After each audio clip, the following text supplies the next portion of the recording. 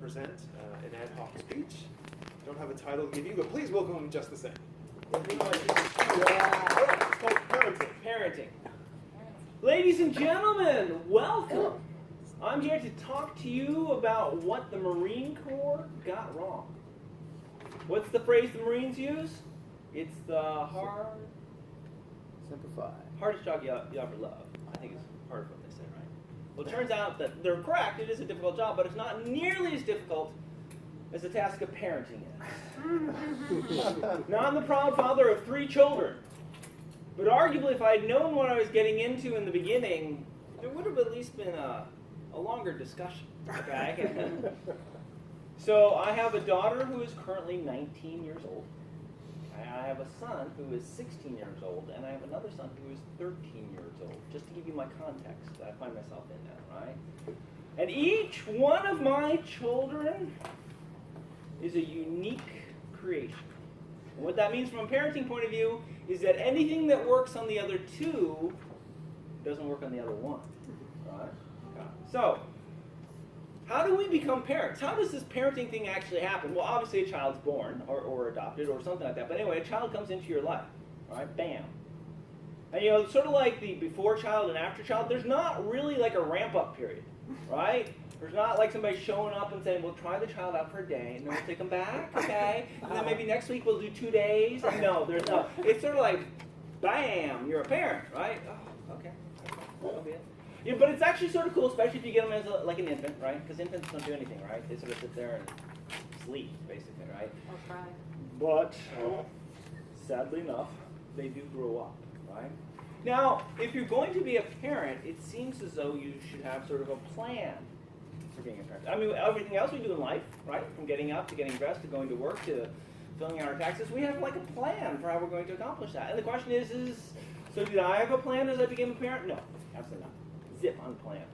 Okay. I guess probably the best thing that I brought to the table was my experience as a child, right? So, like most people, I have 2 parents, right? Fabulous, wonderful 1950s Ward and June Cleaver type of household, all that sort of standard stuff. My parents were actually great parents. At this stage of the game, I can look back and go, whoop, 2 thumbs up. You guys did a really good job. I appreciate it, right? So, anything interesting about my parenting? No, not really. I mean, my parents did not believe in corporal punishment. So that might be sort of an interesting one, right? No spanking, no hitting, no that abusive stuff. So thus, in my life, I haven't done any of that either. Considering the size of my boys, I think that was actually a good idea. Okay? Turns out they get to be very large, and so you have some other issues if you're doing stuff like that. My parents were always very supportive and stuff like that. Did they really push me to do anything like sports or dance? No, not really. They were like, hey, do whatever you sort of want. And arguably, that's sort of been the way I've been with my children. So with my children, I tried to do what parents are supposed to do, right? So all 3 of my children were run through a variety of different sports. We all know this, soccer and stuff like that. What's interesting in my family is nothing stuck. Nobody had any interest whatsoever in sports. It's like, oh, okay, well, that's cool, and stuff like that. Now my daughter, who, being the first child and actually being the only girl in the family, got probably a little extra attention, especially from her mom and stuff like that, was run through a whole series of dance courses. Right, including like Irish dancing and stuff like that. Okay, and none of that stuck. Okay, so it's like, okay, so you're not gonna be a dancer. Okay, great, we answered that one. Thank you very much. And stuff like that. So the children mature. The children go to school. That's cool. Got no problem with that. So the kids go to school. What's interesting in the case of my daughter is she was in school for a little while when we discovered, surprise, surprise, she's got dyslexia. If you don't know what dyslexia is, dyslexia means that it's actually difficult to read. It's a very simple way of saying it, not quite accurate, is that the letters on the page rearrange themselves. And that's not quite right, but effectively that's sort of what's going on. What are you going to do with a kid who has dyslexia, right? And the school system isn't really set up to solve that problem. So my wife actually found a local service, organization, school, whatever you want to call it. And she would take my daughter down there to get basically dyslexia reading training, and she would sit in the parking lot when my daughter went to class, and she did this and did this and did this and did this, and arguably my daughter's over her dyslexia now. She still has it, because you don't get over dyslexia, right? But she can read. Does she read for pleasure? No, not really. But if she has to read, can she? Yes. She has no problems with that whatsoever. Now, she's got a couple other things going on. She has it's some sort of symbol processing issue, where like math things switch around on her. Will she be a rocket scientist? No, she will not be a rocket scientist. She also has, I think, like a short-term memory thing going on, which means school can be a little bit of a challenge for her because she's not going to remember what the teacher said, right? So there you go. That's my daughter. Wonderful, fabulous package. How tall is she? She's probably 5'2"-ish. She's a short little thing. What the heck? I don't know. I claim I contributed my genes to that, but for whatever reason, as of right now, sure doesn't show up and stuff like that. She's about the same height as my wife, stuff like that. What's interesting is that she does have some interesting skills. She really likes crafts, which is good because my wife really likes crafts. So she's gone off to college, and through the wisdom of my wife, she's joined a sorority. The thought was, you need a support group to stay in college. So let's put you in a sorority. Let's get you a group of, instant friends and stuff like that. It's actually going pretty well. But they also do things, they like make shirts and they do events and stuff like that. My daughter's always cranking out stuff for that, right? My wife just bought a sewing machine that does embroidery. So now apparently every problem in the world can be solved with embroidery. Okay, so whatever the issue is, we'll embroider something for it and we'll be good to go. Okay, that's great, no problem. So my eldest boy, who is now 16, is a little bit of a handful right now. He, what does he have? Oh, he's got depression and anxiety, which is a cool double package. If you ever got to get one, you may as well get both of them and stuff like that. What does that actually mean? It means every once in a while life becomes too much for him, and he sort of melts down, just sort of shuts down. Oh, God.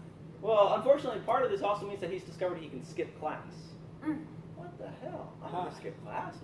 So we had some problems with him going to school last year. So first 2 years of his high school have been a struggle for his parents. So now we're going into his third year. We're going to have to see how that one goes. Okay. Now, my last child, not last child, but my third child is 13. My wife and I look at each other once in a while and we say, 3 children is actually statistically a fairly large selection of children. We're certain that one of these children is a serial killer. Oh, no. Just on any given day, we can't tell which one it's going to be, although I think it's the last one.